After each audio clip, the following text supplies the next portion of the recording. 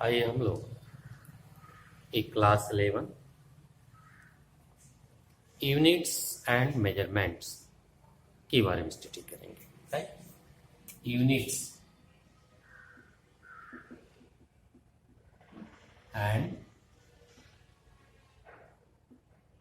Measurements. Units and measurements चूँकि इसके बिल्कुल भी चैप्टर है, लेकिन हम यहाँ से स्टार्टिंग करते हैं। सबसे पहले हम यह चीज देखेंगे कि मेजरमेंट की अवस्था क्यों पड़ती है, नीड फॉर द मेजरमेंट की अवस्था। सबसे पहले हम ये समझें कि फिजिक्स एक एग्जैक्ट साइंस और ये हमें एक्यूरेट नॉलेज देता है।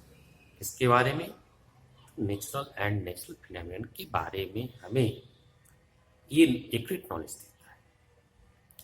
तो जो नेचुरल फिनोमेना होता है वो वेरियस होता है, उनके बीच एक रिलेशन बनाया जाता है और इस रिलेशन बनाने के लिए हमें जो है एक क्वांटिटी इन्वॉल्व के बीच किया जाता है ना।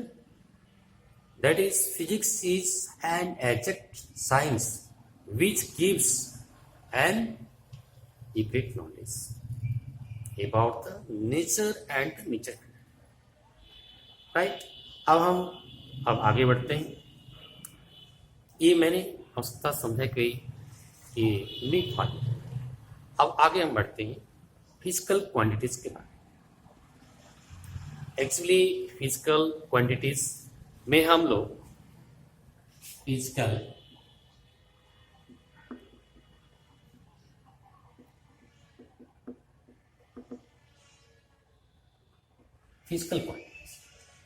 क्वांटिटीज में हम दो टाइप्स के बारे में स्टडी करेंगे, फंडामेंटल और डिराइव्ड। राइट, फिजिकल क्वांटिटीज को हम physical quantity two types, fundamental and derived. तो अब हम सबसे पहले फिजिकल क्वांटिटीज के बारे में बात करेंगे। अभी हमने मेजरमेंट्स की नीड के बारे में मैंने स्टडी किया, क्यों अवस्था पड़ती है। तो मैंने बताया कि फिजिक्स एक एग्जैक्ट साइंस होता है जो हमें एक्यूरेट नॉलेज चाहिए नेचर के बारे में और नेचर फिनोमेना के बारे में। राइट, अब हम फिजिकल क्वांटिटीज के बारे में देखेंगे। फिजिकल क्वांटिटीज क्या है? वे सभी क्वांटिटीज, ऑल दोज क्वांटिटीज, वे सभी quantities which can be measured directly or indirectly। इसको हम डायरेक्टली या इनडायरेक्टली उसको मेजर कर सकते हैं, और जो मेजर करते हैं उसको फिजिक्स लॉ में एक्सप्रेस कर सकते हैं। फिजिक्स लॉ में एक्सप्रेस कर सकते हैं, उससे हम फिजिकल क्वांटिटीज करते हैं। कैसे? All those quantities which can be measured directly or indirectly, right, and in terms of which the laws of physics can be expressed or called physical quantities. Right? अब इसके बाद से जो है ये तुम्हें समझ गया। क्या समझा? ये समझा कि वे सभी क्वांटिटीज जिनको हम डायरेक्टली और इनडायरेक्टली उसको मेजर कर सकते हैं, डायरेक्टली और इनडायरेक्टली मेजर कर सकते हैं, और उसको फिजिक्स लॉ में एक्सप्रेस कर सकते हैं। बस होता क्या है कि हम मेन पॉइंट को याद रखते हैं। आज जब मेन पॉइंट याद रखते हैं तो उसको हम एक्सप्रेस कर सकते हैं। राइट, फिजिकल क्वांटिटी में बस specially 2 points, directly indirectly measure करना, और दूसरा उसको जो मेजर करते हैं उसको फिजिक्स लॉ में एक्सप्रेस कर देना। राइट, अब हम आगे बढ़ते हैं। अब हम फंडामेंटल क्वांटिटीज के बारे में देखेंगे, जिससे हमें बताया कि फिजिकल क्वांटिटी फंडामेंटल राइट। तो फंडामेंटल एक्चुअली होता क्या है? हम लोग कुछ ना कुछ पढ़े होंगे, आपके सर बताए होंगे, लेकिन फिजिकल क्वांटिटीज फिजिकल क्वांटिटी होता क्या है? फिजिकल क्वांटिटी जो है अदर फिजिकल क्वांटिटी पर डिपेंड नहीं करता है। फिजिकल क्वांटिटी वी फिजिकल क्वांटिटी जो दूसरी फिजिकल क्वांटिटी पर डिपेंड नहीं करता है, और हम ये भी कह सकते हैं कि जो फंडामेंटल जो क्वांटिटी जो होता है वह अदर फिजिकल क्वांटिटी से डिफाइन भी नहीं किया जाता है। दो बात, यानी फंडामेंटल क्वांटिटीज दूसरे फिजिकल क्वांटिटीज पर डिपेंड नहीं करता है, और फंडामेंटल क्वांटिटीज को जो है दूसरी फिजिकल क्वांटिटीज से डिफाइन भी नहीं किया जाता है। That is physical quantity, right, which can be treated as independent of other physical quantities, are not usually defined in terms of other physical quantities, are called fundamental quantities, right? अब इसके बारे में जो है हम आगे बढ़ते हैं, राइट। अब फंडामेंटल क्वांटिटीज आप देखेंगे, these are mass, time, length,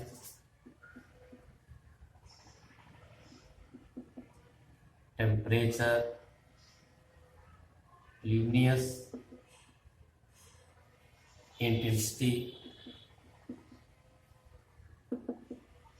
luminous intensity,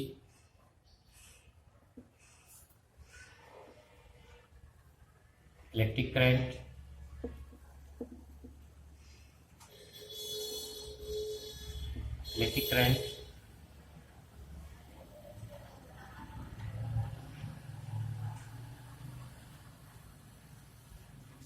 लगभग आपके हम उम्मीद करते हैं कि आपके ल्यूमिनस इंटेंसिटी हो गया, और इसमें टेम्परेचर में होता है, अमाउंट ऑफ सब्सटेंस भी आ जाएगा, right, amount of substance and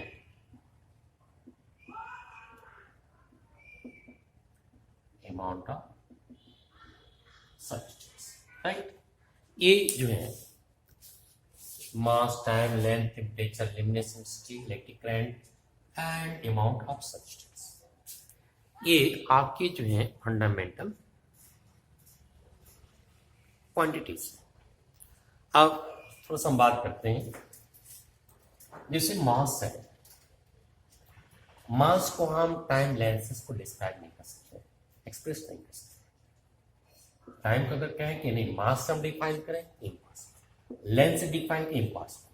यानी ये जो फिजिकल जो क्वांटिटी देख रहे हैं, ये सारे के सारे क्या है आपकी, ये आपकी फंडामेंटल क्वांटिटीज, और ऐसे ये फंडामेंटल क्वांटिटीज है, इसको हम दूसरे फिजिकल, दो बातें, दूसरी फिजिकल क्वांटिटीज पर डिपेंड नहीं करता ये, और दूसरी फिजिकल क्वांटिटीज से इसको हम डिफाइन नहीं कर सकते, राइट। उसको हम क्या कहते हैं, फंडामेंटल क्वांटिटीज कहते हैं।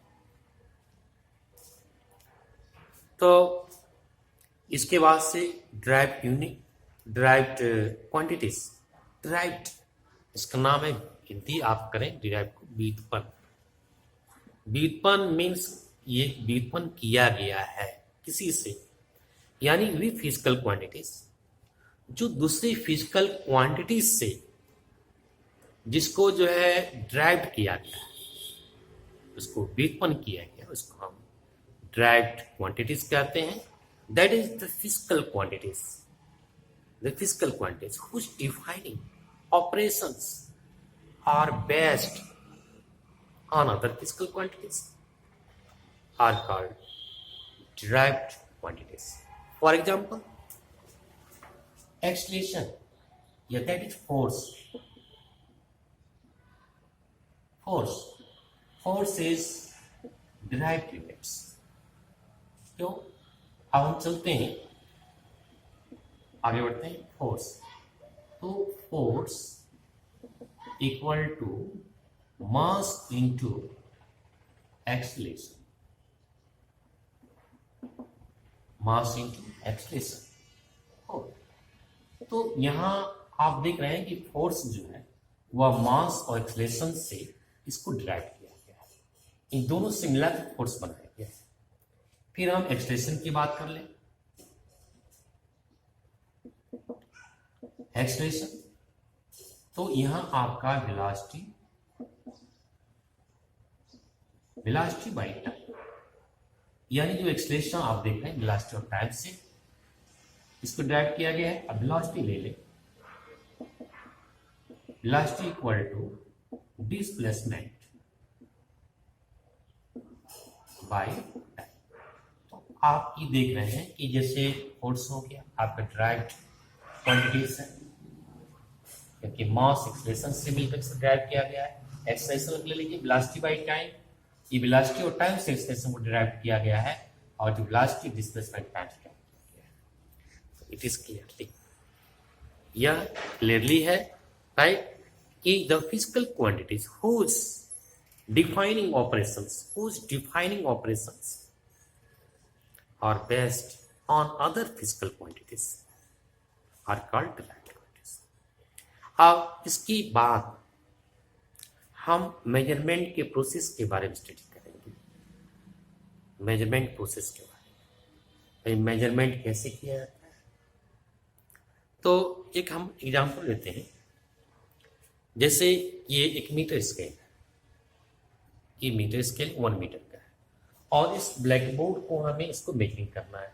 तो हम करते क्या है, जैसे इसको 1 2 3 4 5 6 7 8 में कर क्या रहा हूँ, ये ब्लैक बोर्ड की जो ब्रेथ है इस स्केल से कंपेयरिंग कर रहा हूँ, राइट। मैं कंपेयरिंग कर रहा हूँ, तो इसका मतलब ये हुआ कि यदि हम मैंने कह सकते हैं राइट कि इसको जो है हम कर क्या रहे हैं, कर ये रहे हैं कि फिजिकल क्वांटिटी का एक स्टैंडर्ड अमाउंट, यह फिजिकल क्वांटिटी क्या है, एक स्टैंडर्ड अमाउंट है, फिजिकल क्वांटिटी का स्टैंडर्ड अमाउंट। इस फिजिकल क्वांटिटी के स्टैंडर्ड अमाउंट को हम इस ब्लैक बोर्ड की ब्रेथ को कंपेयरिंग कर रहे हैं, ठीक है। इसी कंपेयरिंग को हम क्या कहते हैं, मेजरमेंट कहते हैं।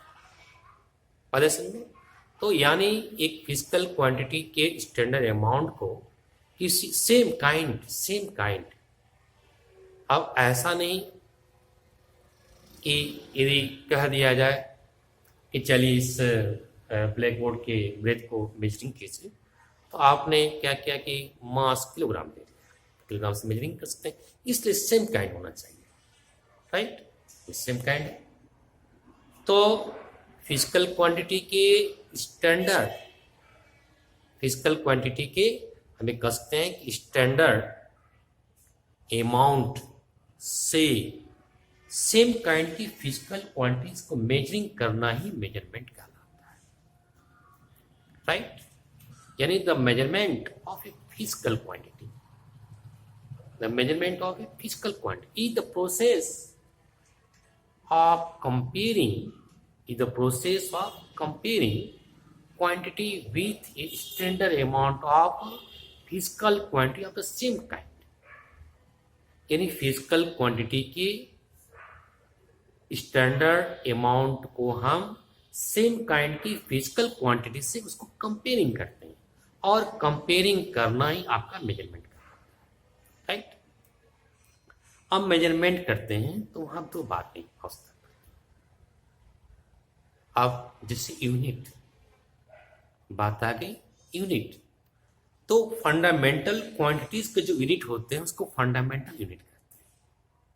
फंडामेंटल क्वांटिटीज के जो यूनिट होते हैं उसको फंडामेंटल यूनिट कहते हैं। For example length, physical quantity, fundamental quantities mass, और fundamental unit kilogram. Fundamental quantities length, fundamental unit metre, fundamental temperature, fundamental unit kelvin. ये प्रत्येक फंडामेंटल क्वांटिटीज की फंडामेंटल यूनिट होती है, ठीक, यूनिट आ गया। तो unit in which the quantity is measured, the unit in which the quantity is measured, right. दूसरा हम बात करें न्यूमेरिकल वैल्यू। न्यूमेरिकल वैल्यू को हम मैग्नीट्यूड भी कहते हैं, क्वांटिटीज में। ठीक, अब यहाँ दो बातें हम बात करेंगे। जैसे मेजर ऑफ फिजिकल क्वांटिटी, हम आ जाते हैं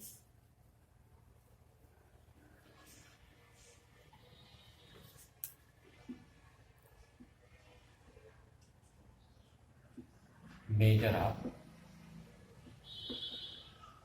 physical quantity.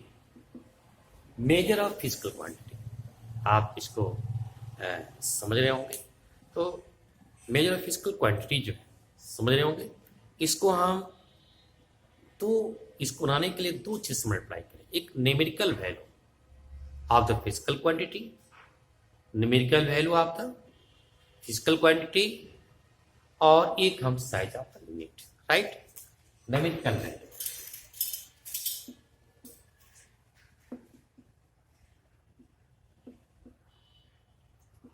of the physical quantity,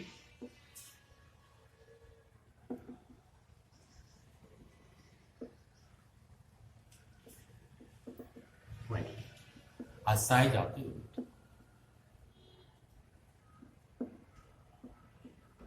size of the unit, right.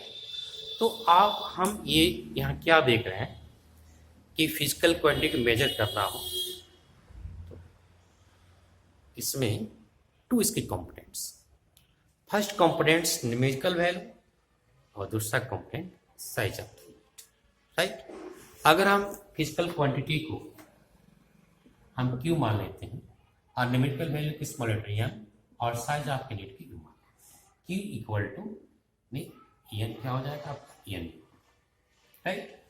अब एक चीज हम यहाँ डिस्कस करेंगे और इस डिस्कस से एक फॉर्मूला हमें ट्राइट होगा। वो क्या चीज है, जैसे मैंने एक लेंथ ऑफ द रॉड ली, लेंथ ऑफ द रॉड मैंने दिया यहाँ 6 मीटर, और 6 मीटर को हम 600 सेंटीमीटर। अब यहाँ एक थोड़ा सा हम इस पर थोड़ा सा एक डिस्कस करेंगे। ये आपका जो है, ये जो है ये आपका न्यूमेरिकल वैल्यू और ये आपका यूनिट, राइट। ये भी आपका न्यूमेरिकल वैल्यू है और ये आपका क्या है, यूनिट। अब जरा देखिए, न्यूमेरिकल वैल्यू इसका 6 है, साइज ऑफ यूनिट मीटर है। अब न्यूमेरिकल वैल्यू 600 और साइज ऑफ यूनिट सेंटीमीटर। तो थोड़ा ध्यान देंगे कि मीटर का जो साइज है ना, ये साइज देखें तो मीटर का साइज क्या है, ग्रेटर देन किससे, सेंटीमीटर से। और जब न्यूमेरिकल वैल्यू दी, मैं साइज की बात करता हूँ, है ना, मीटर ग्रेटर सेंटीमीटर। अब न्यूमेरिकल वैल्यू के बारे में बात करेंगे तो हम ये देख रहे हैं कि 6 लेस देन 600, ये क्या है आपका न्यूमेरिकल है, राइट। तो साइज, अगर आप ध्यान देंगे, साइज इसका मतलब ये हुआ, इट इज क्लियरली कि यदि साइज आपका लार्ज है तो न्यूमेरिकल क्या होगा, स्मॉल। अगर हम साइज छोटा करते हैं तो न्यूमेरिकल वैल्यू क्या होगा, या तो clearly the smaller of the size of the unit, the larger is the numerical value is stated with the physical quantities। हम ये कहते हैं कि numerical value that is n is inversely proportional, numerical value n is inversely proportional to the size of unit। यानी जो numerical value है वह inversely proportional क्या है, इन्वर्स है, यानी n प्रोपोर्शनल नहीं है। इट इज क्लियरली, यदि n आप u को कम करेंगे, u को अगर स्मॉल करेंगे तो n आपका लार्ज, इसको लार्ज करेंगे स्मॉल होगा। अब चूंकि जानते हैं हम इसको इक्वल टू करना चाहते हैं तो चूंकि जानते हैं कि n इक्वल टू यहाँ कांस्टेंट केस में कांस्टेंट इनटू 1 या n इक्वल टू कांस्टेंट। अब ठीक ऐसे ही हम इसका एक कैलकुलेट में इसकी यूज करते हैं। अब जैसे मान लिया जाए कि जैसे इसमें हम एक फिजिकल क्वांटिटी जैसे फिजिकल क्वांटिटी एक यूनिट साइज की गिवन मान U2 और न्यूमेरिकल वैल्यू U1 का जो है आपका N1 और इसका U2। तो it is clearly N1 U1 equal to N2 U2 equal to constant. इसका हम यूज करते हैं, राइट। अब इसके बाद से नेक्स्ट थैंक्स।